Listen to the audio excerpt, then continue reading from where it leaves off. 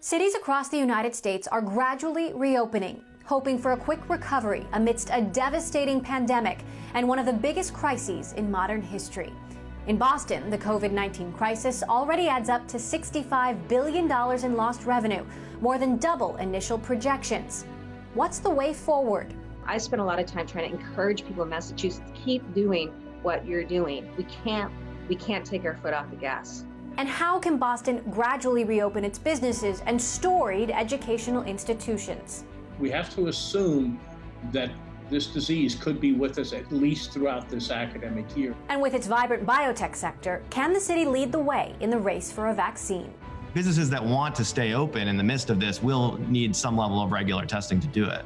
We speak with Boston's best and brightest, the executives, policymakers, and educators on the front lines in this special edition of Bloomberg Technology, Boston, the Road to Recovery.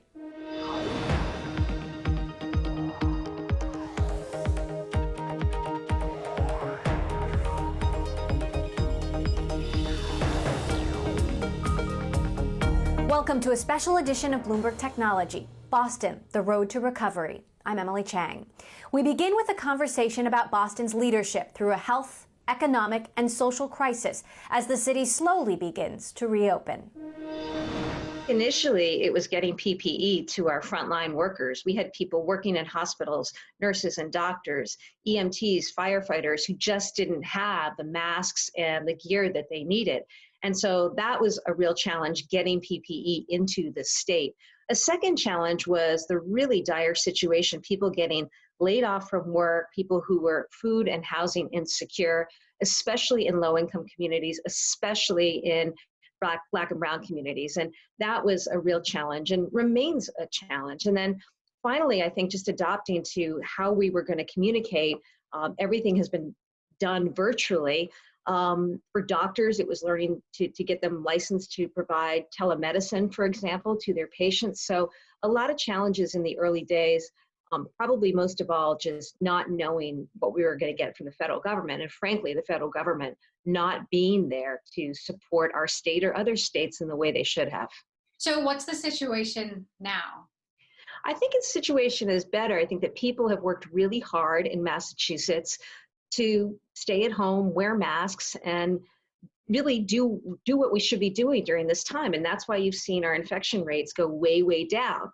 You see what's happening in other parts of the country where people just didn't behave that way, and the numbers are going through the roof. So the situation on the ground here is good. Our hospitals, our incredible hospitals, have worked so hard here in the last few months. And so I feel good about that, but I'm also nervous that as we start to reopen, people will let their guard up and not take the safe measures that they need to continue to take, because we're not going to see a vaccine for a while. I think the other problem is our economy. Our restaurants in particular, small businesses, so many just shut down and probably have shut down for good. So I think building and rebuilding an economy here is really important. Colleges and universities, they're a big part of Boston and Massachusetts and our economic picture as well. And obviously they're in really dire straits right now. And so there's a lot still to wrestle with, but I'm proud of the people of Massachusetts. I think everybody's really tried to work hard together to get through to this point. As you mentioned, Boston is home to world-class universities, hospitals, vaccine makers. How concerned are you as we're seeing cases now spiking again across the country? Well, I'm concerned because you could have students coming from all over onto campuses here in Boston in a few months. And if they're carrying coronavirus with them, they put all of us at risk here. So I'm certainly concerned about that. But I do think we are so fortunate in Massachusetts to not only have amazing life sciences, biotech, research institutions that are truly on the front lines now in developing treatments and a vaccine, in addition to really world-class healthcare. And so we're fortunate in that way. But I am nervous about spikes as we approach the fall. And I spent a lot of time trying to encourage people in Massachusetts, keep doing what you're doing. We can't take our foot off the gas. So obviously, children aren't as seriously impacted by the virus. From a health perspective, what have the cases of COVID-19 among children looked like to you? What have you been seeing at your hospital? We have seen a number of children come through, both with the virus, but also with this new syndrome, the multi-system inflammatory syndrome in children. We've seen about 150 children with positive COVID. Most of them have had a relatively mild form of the disease, and several of them have had more need for intensive care, but they've mostly been children with underlying disease. The more sick children are the ones with this new syndrome, and we've seen just over 30 of them in the last couple of weeks. So that has been our experience, but we've been preparing for the same kind of situation that even all the adult hospitals had to as well. So that certainly counters the point that some have tried to make that children are, quote unquote, basically immune to this virus. I mean, how concerned should we be about our children out there? Well, children, have been testing positive. Many of them have tested positive and are not symptomatic. So the question is whether they are really also transmitters of the disease, even though they're not showing symptoms. And so that's something that we're still attempting to study to truly understand why this virus, unlike other flus, have not necessarily had the same degree of impact on children. And that's still a bit of a mystery, and therefore a lot of research that's going to go on to understand that. What is the state of reopening there, and what's your view into how well businesses are surviving?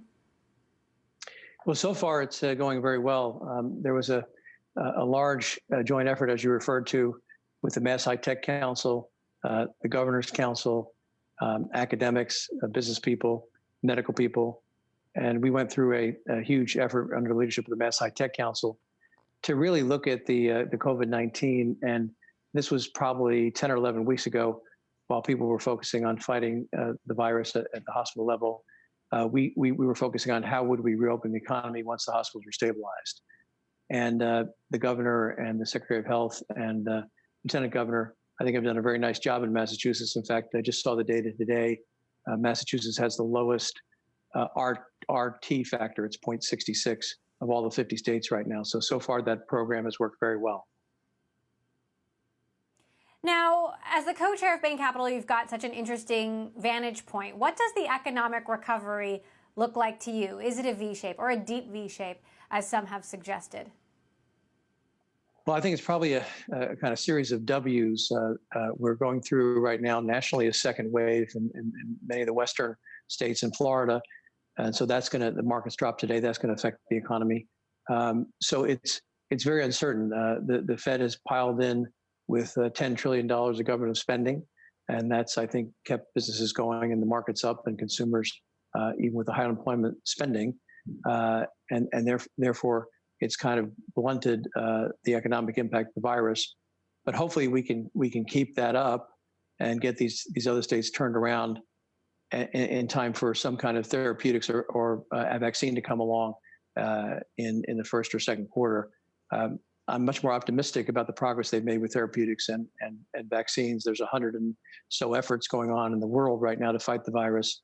And we need a few of those to be successful, and hopefully they'll be successful in short order. Until then, we are going to be what I'll call an 80% economy, an economy shifting towards an e-economy. You've seen big increases in any kind of e-companies in terms of getting deliveries at home, food, goods, actually a boom in that area, where other businesses have suffered, especially businesses that require close contact. As the economy starts to reopen, how do you expect companies to address this second shift, the shift that we are seeing on social issues, a new sort of social normal, if we will? I think the first step is to acknowledge that companies have a problem, right? We've seen a lot of messages of solidarity going out there, but the first step is to look inside and look at the structural racism and sexism within their own ranks. And that's who's in the C-suite, who's on the board, who's holding the high-paying jobs. And so solidarity is one thing, real action is another. We actually had a shareholder proposal asking for greater action on racial and gender pay equity this spring, go to a vote at 10 different companies, annual meetings.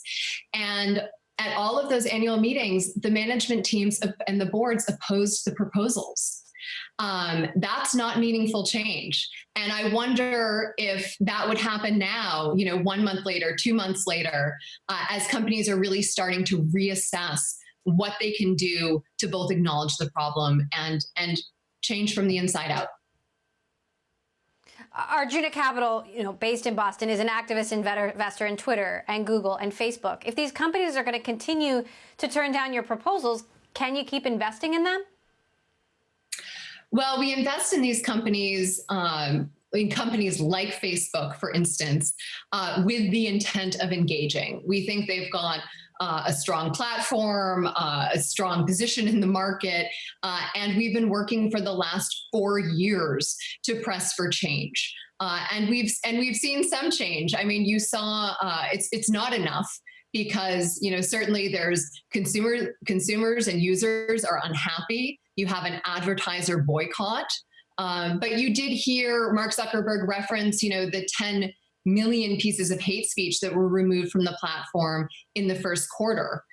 The reason we know about that is because Arjuna Capital pressed for transparency on that kind of reporting. Coming up, from vaccines to cybersecurity, how businesses in Boston are stepping up. This is a special edition of Bloomberg Technology, Boston, the road to recovery.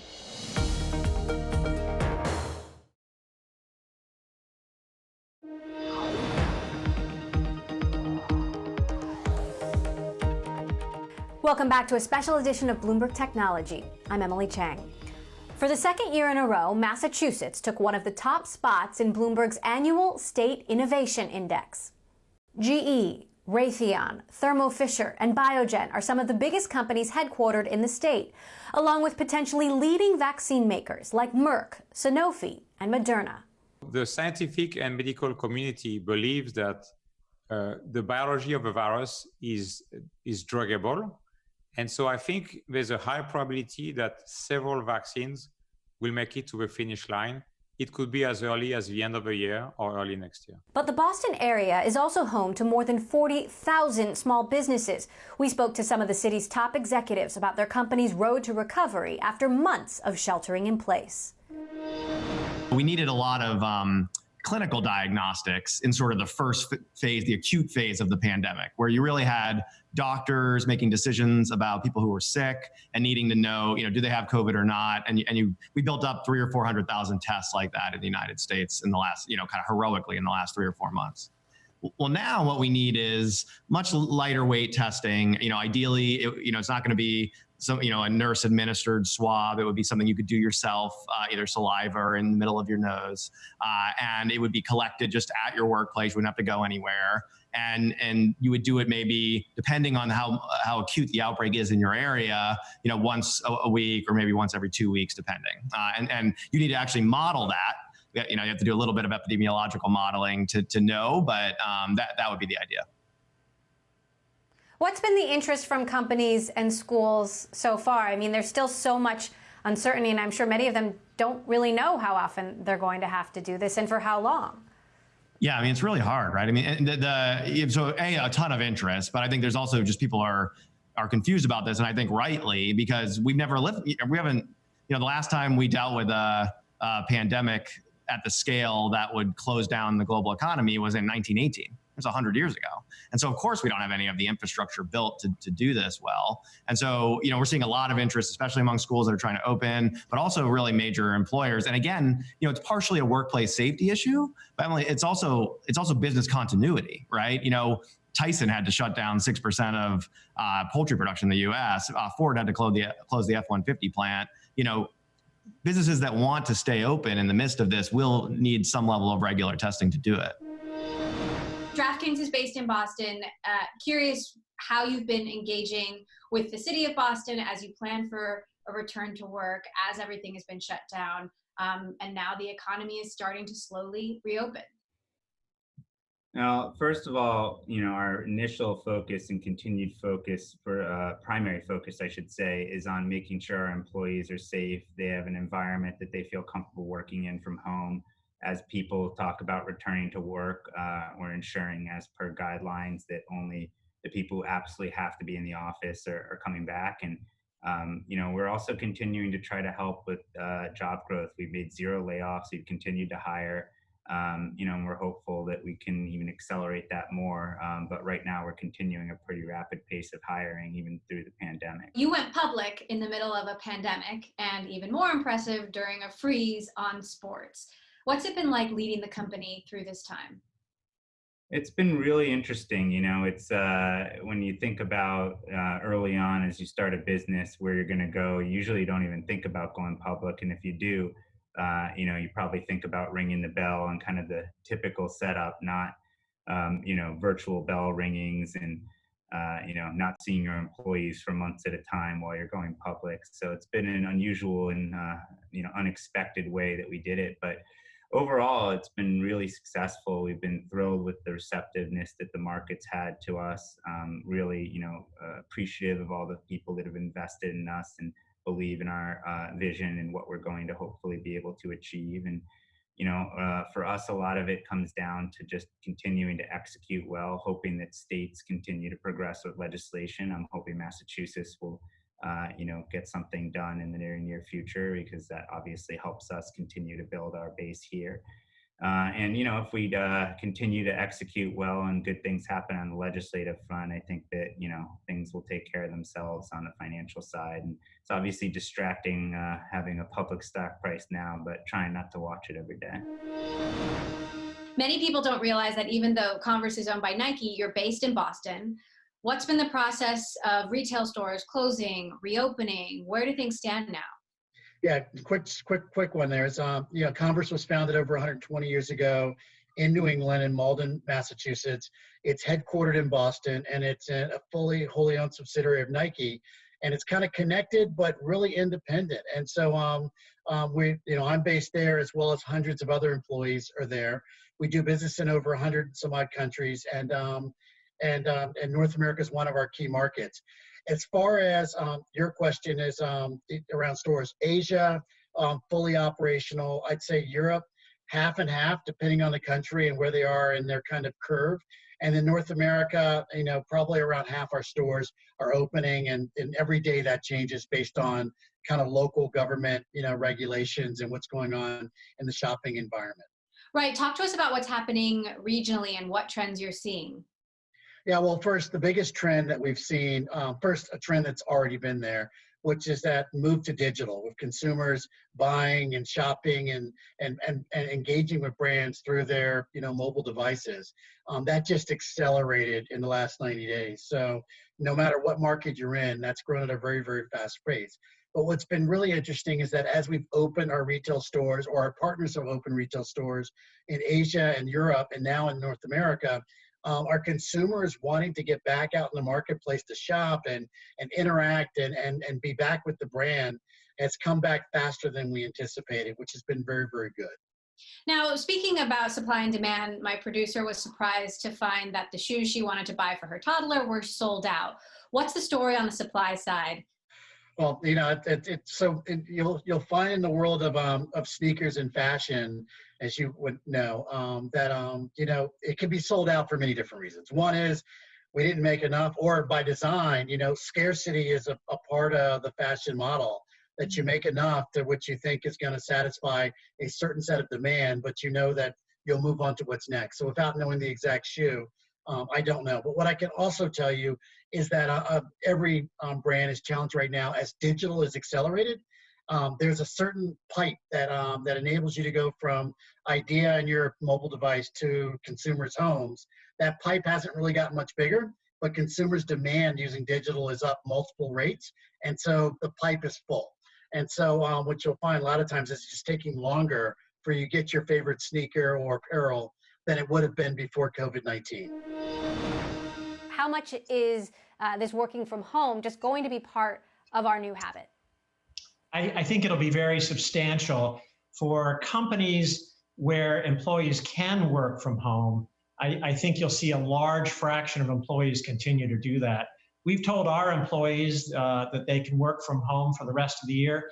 And I expect, in the long run, maybe half of our employees will do that on a regular basis going forward. Sometimes employees need to come in, but for a lot of companies right now, they can work very successfully remotely, and that's safer to do, and in many cases more convenient for the employee. Coming up, from the lecture hall to virtual classrooms, how some of the nation's top universities are adapting to the crisis and planning optimistically for the gradual return to campus. This is a special edition of Bloomberg Technology, Boston, the road to recovery.